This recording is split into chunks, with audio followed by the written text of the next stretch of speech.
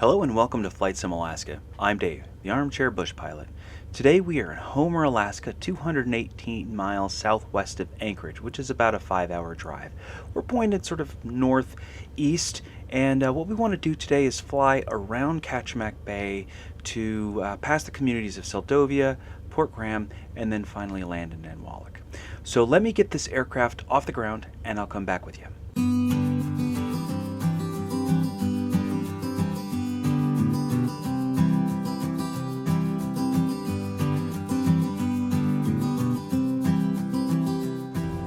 Alright, so I reckon that's good enough for now. So we're just sort of climbing over Kachemak Bay out of the Homer Airport.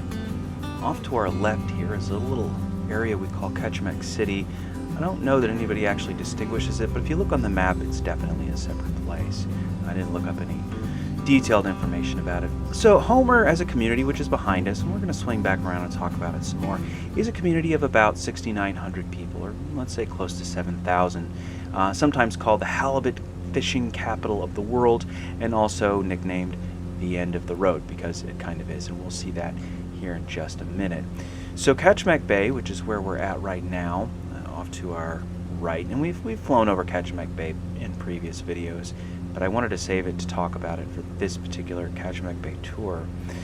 Not only does this Kachemak Bay, which is 40 miles long at the southern end of Cook Inlet, include the communities of Homer, Nanwalek, Port Graham, Halibut Cove, Seldovia, and Kachemak City, it also includes some Old Believer communities of Vozneska, Kachemak Silo, and Razdolna.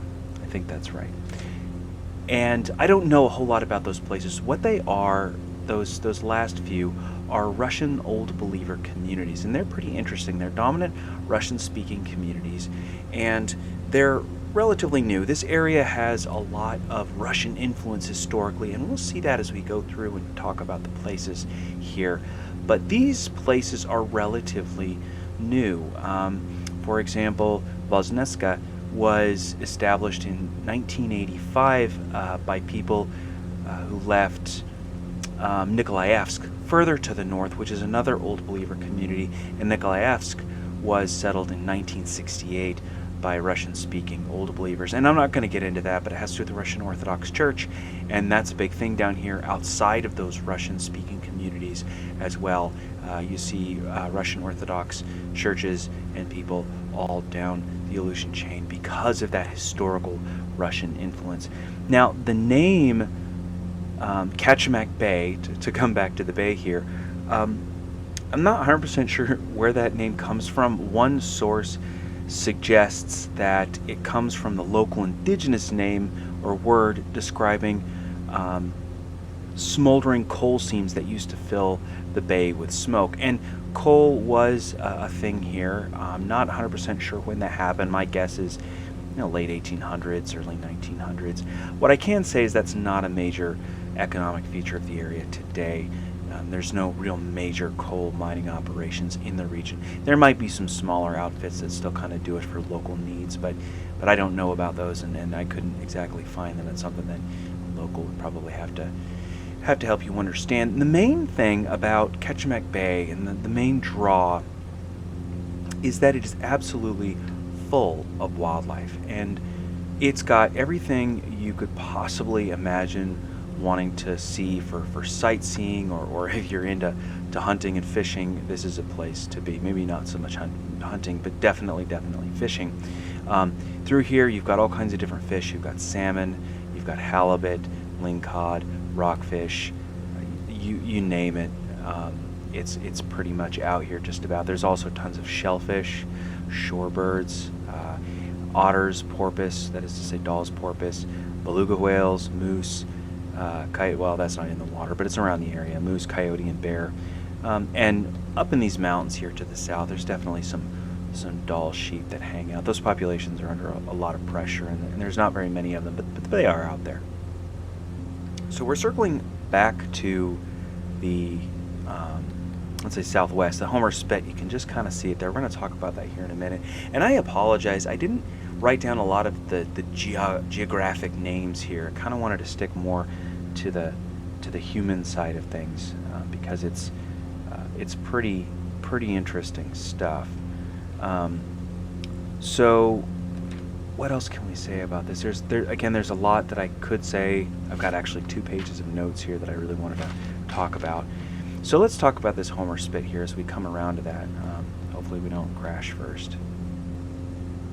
So here, this is Halibut Cove over here, and there is a community up along there. There's an airstrip, and I think we can land in the FlightSim even. That's Yukon Island, and then Seldovia is off that direction, and Port Graham and Nanwalek are further around there. So, and again, this is towards the southwest, and that's looking out to Lower Cook Inlet. So now we're turning around to take a look here at the Homer Spit. The Homer Spit is a tremendous tourist draw. It's really interesting, and it didn't turn up that well in the sim, but now that I've flown over it a few times, I'm not as disappointed as I was originally. And I didn't spend a lot of time flying over this the first couple of times I flew out here to check out Nanwalek. And this is where I flew out to hit up Nanwalek the first couple of times. Now, if you know about the flight simulator, you've been in this area, and you've probably, because there's the landing challenge, and that's Nanwalek. And I wanted to look at this and do this area less from the perspective of that landing challenge, and it's still going to be a challenge even without the wind, and more from the perspective of the people and history. So, to that end, the Homer Spit is super cool. It's 4.5 miles from Homer out into the ocean. It's the longest road that goes out into the ocean like that. It takes about 10 to 15 minutes by car, and there is a road that comes all the way out here. And we're kind of high up, and it's hard to tell, but this here is a boat harbor. And as I understand it, that boat harbor can berth up to 1,500 commercial and pleasure boats during the peak summer months. And there's both shallow and deep berths in there. So if you come out here and do a trip to do wildlife tour or halibut fishing, which is a major draw out here, you're probably going to come out of here. Now, along this southern tip of the Spit, there's Land's End. I think it's a hotel or a resort. I kind of forget what it's called, but that's a major staying place. And it's also the home of the Kachemak Bay Writers Conference, if you're familiar with that. It's a well-known writers conference, a well-known author who is on the New York Times bestseller list, and she's just from my area. Her name is Eowyn Ivey.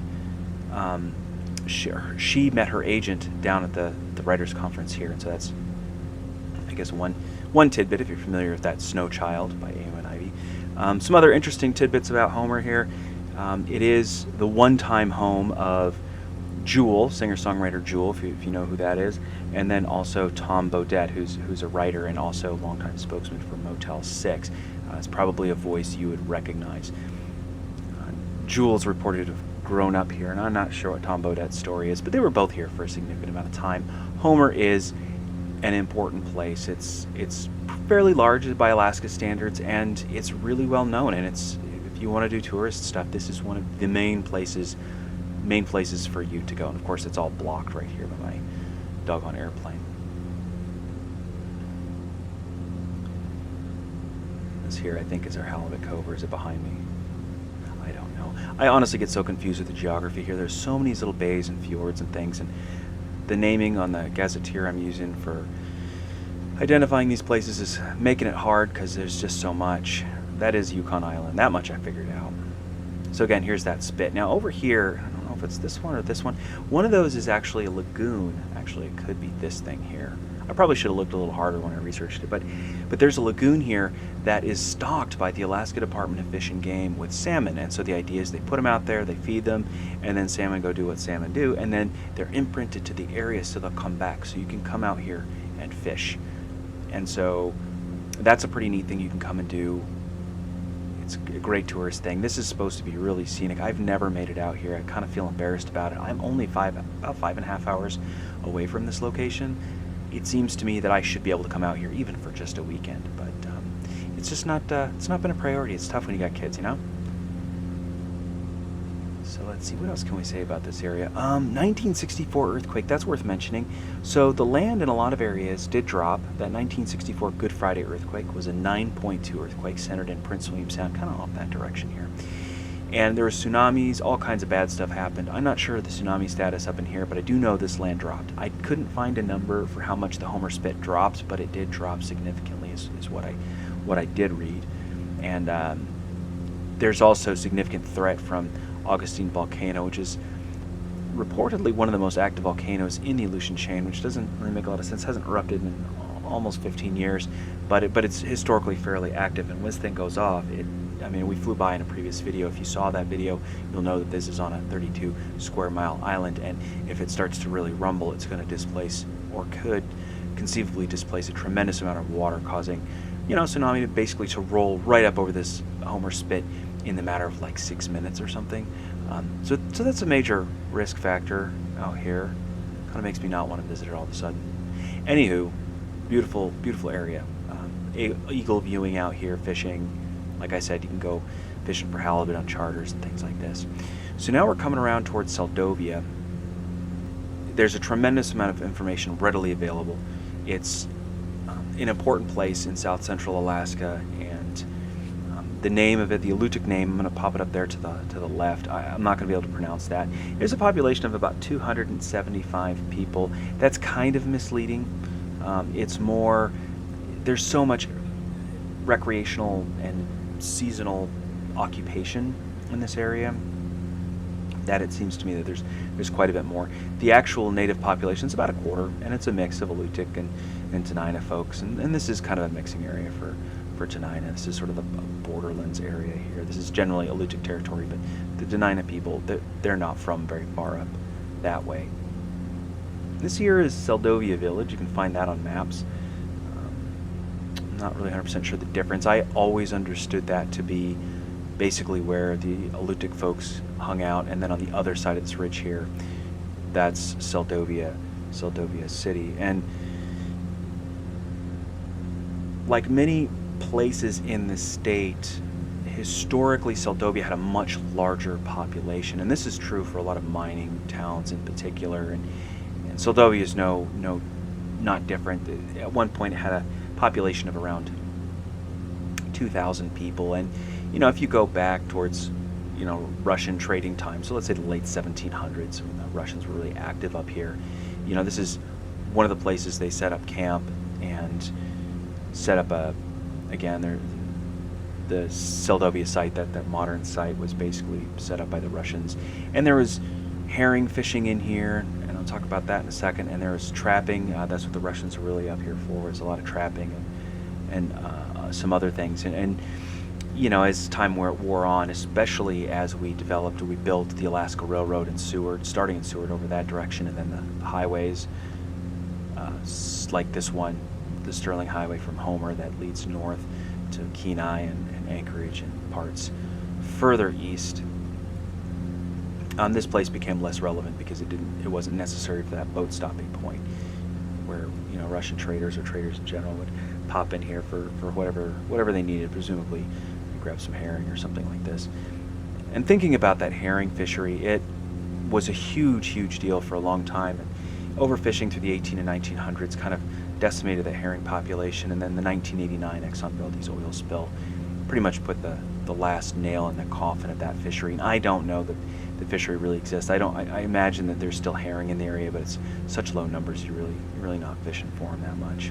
But you can see there's our runway there. I'd kind of had an idea that maybe I'd take this tour and we'd go ahead and land in this runway and take off and talk about it and then do Port Graham, but I realized that was going to take way too long, and just spent a lot of time taking off and landing. That maybe it's not that interesting unless you're really super into the sim as a sim. So thinking about going back to that 1964 Good Friday earthquake, I did mention a minute ago that the spit behind us here dropped a significant amount, and I couldn't find a number on that. Well, I did find a number for Seldovia. Seldovia dropped 32 feet during that event, so it kind of sunk into the ocean here, and that has everything to do with plate tectonics. So this plate, this Pacific plate or whatever, is pushing under the North American plate, which is what we're kind of looking at right now, and as things slipped, this dropped. It kind of bubbles up as there's pressure builds, and when it released, everything just kind of went down. And thanks to tectonic activity and that sort of thing, that this area, the whole area, is actually kind of on the rise again, but it's on the order of millimeters a year. So maybe in another 300 years there'll be another 30 feet up, and they can drop again when the next earthquake comes. So that's kind of a dour outlook on things. But this is a very, very geologically active area. Again, this is where the Pacific Oceanic Plate is kind of pushing under the North American continental plate, and that's occurring all the way up to the Alaska range. And so we have tons of fault lines and things like this, and great big subduction earthquakes can occur in here. And of course, that's why we've got all these volcanoes along this line here. So that's enough of that. Let's try and come over a little bit to the east here. I feel like I'm a little bit off course from where I want to be. Again, I want to fly up this Port Graham Bay here and look at Port Graham, kind of fly over it, talk about it a little bit. Now, I've never been out here, obviously. If I hadn't been to Homer, I obviously haven't been out here. But it's such an accessible place. In any case, you can get water taxis, air taxis, all kind of stuff to get out here. But it's less likely that most tourists are going to come out here. I think there are lodges in Port Graham or in that vicinity where you might come out and stay, but I don't know what any of those are. And I should have more familiarity with these communities than I do. I've spent a considerable amount of time acting as the lead analyst for researchers, actually spending a tremendous amount of time in these communities and trying to understand them and their economic patterns and their ethnographies and so on. But as these things go, you get so deep into numbers and making sure things are right that sometimes you lose the forest for the trees. Kind of passing over this thing called Dangerous Cape. I think it's called that because there's a underwater shoal or ridge that kind of extends and makes it a bit dangerous or treacherous to navigate. Here's Nanwalek. Again, if you're familiar with the flight simulator, this is where our landing challenge occurs. We kind of fly around there and try to come up this way. We're going to do the same thing, but we're going to do it without the wind. And even without the wind, that landing's tough. That's real hard. It's almost easier to come up over, but I want to do it from the scary side.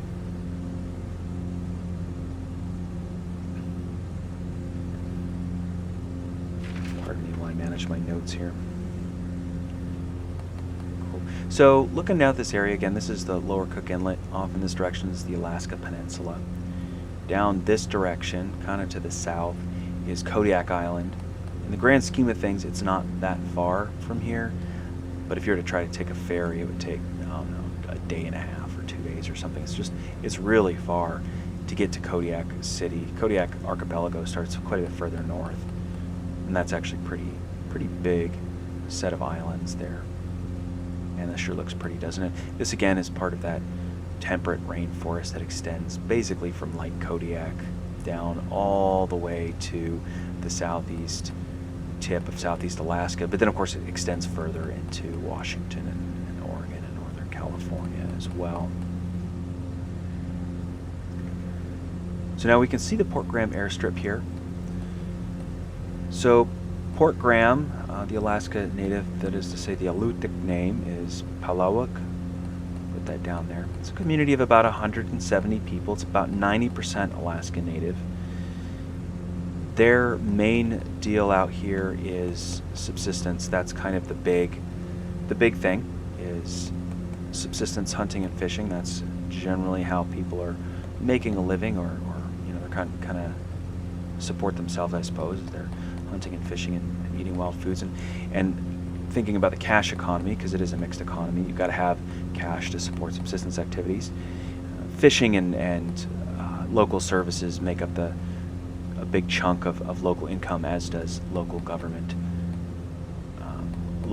sources, which is a really common thing in rural Alaska. The local government makes a big contribution to the local economy. So there's our airstrip. People generally fish just kind of off the end of that run strip, off the end of that airstrip, just kind of down in here. They're catching their salmon and things like this. Now, thinking about this place as a subsistence place, they do harvest about 218 pounds of wild foods per person per year, which is quite a bit if you think about it. And of that, about 50%, or about 109 pounds per person, are salmon, and the lion's share of that being sockeye salmon. Of the next third of all resources harvested in this community are other species of non-salmon fish, and that's a large chunk of that is actually halibut. Halibut's very, very available in Kachemak Bay and Lower Cook Inlet here.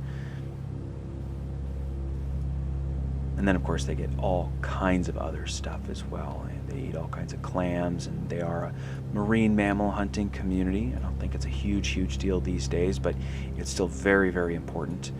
So that would largely be seals. Historically, they would have gotten beluga whales as well, but that's not really that common anymore. It's not unheard of. It's just not something people are necessarily targeting, because it's, while there are resident beluga whales in this area, there's just not that many of them anymore, and I think there's a sensitivity to making sure these animals are still around into the future here.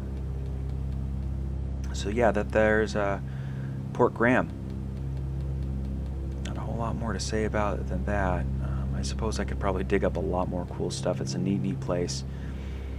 It does have close ties to Nanwalek. They're both Alutiiq places. That is, say, traditionally they're Alutiiq people live there.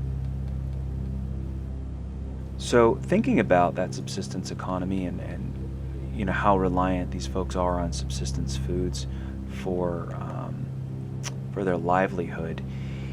In 1989, we had the Exxon Valdez oil spill, and in this area, harvests were dramatically impacted by that.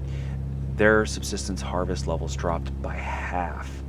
Now, by 2003, both of these communities had generally recovered, but there's some indications that maybe they didn't recover quite as well as we think they did. They're certainly still harvesting the same number of pounds of resources, but the diversity of resources basically like a third of what it historically was. And the change basically occurred between 2003 and 2014, and it's not clear what happened there, but my suspicion is that the Exxon Valdez oil spill basically started the ball rolling, and while folks recovered and focused on rebuilding their traditional practices, something kind of broke in there, and it's not obvious what exactly happened. So that's just another piece of I don't know, local history that is fairly recent and kind of talks about these places. As we come around towards Nanwalek here, just off our left-hand side, which of course we can't see because I always seem to plan it that way. This one, Nanwalek, we actually already call by the Alutiiq name, which means place by lagoon. It was once upon a time called English Bay, not that long ago. I want to say the early 80s when they changed the name. And before that, there was a Russian fort here called Alexandrovsk. And that fort was here for a handful of years in the late 1700s, and then it got moved and then kind of disappeared. I'm going to say early 1800s. Maybe by 1818 it was pretty much out of there. In Nanwalek these days, there's about 230 people that live there, just like Port Graham. It's about 90% Alaskan Native. This community also very dependent on subsistence resources. As I said, this community, most recent comprehensive information that we have indicates 253 pounds of wild foods per person per year. So that's what, sorry, I just turned off my autopilot here, try to fly the airplane. So that's what I know about that there. So going back to that, now 70% of the resources harvested by this community were salmon, and again, the bulk being sockeye salmon, which are available in very large quantities in this region of the state. We're talking millions and millions of fish throughout this region. But also important in this area are coho silver salmon or pink salmon. Sometimes we call them humpies because of their spawning look. The males get this crazy fatty hump, and in some communities that fatty hump is actually prized because it is so full of fat. But then thinking about that, so 70% was salmon, and then the next 17% was non-salmon fish. And again, that's largely halibut. Again, halibut's very, very available in this area. Now, I'm going to try to take this in to land here, and this is a tough thing to do, and I might not be able to talk that well while we do it. This is landing that is just as scary in real life as it is in the simulator. Trying to come up against this thing here and then bank around and land. I can't really imagine doing it in real life, and it is very frequently super windy through here, so I understand it's scary pretty much all the time. Like there's not a time when it's not scary. Although I kind of imagine that lagoon must be a good place to land a float plane, but it doesn't look like it's necessarily any better than this landing strip actually, now that I'm thinking about it.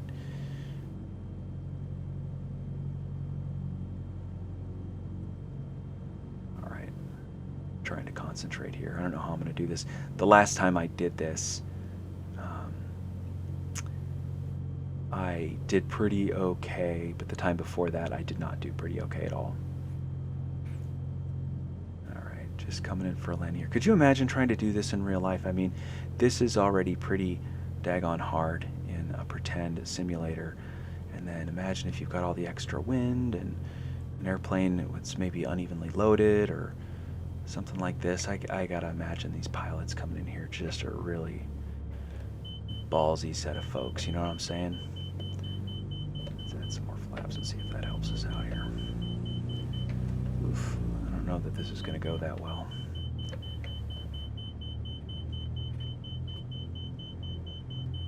Holy moly, maybe we'll get this. Oof, that was very rough. Almost tipped it over. Oof. Okay, well, any landing you can walk away from, I guess, right?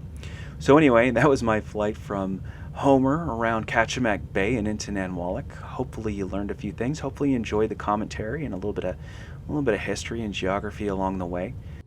Hey, thanks for watching. If you enjoyed this video, hit that like button, make sure you're subscribed, and I'll see you in the next video.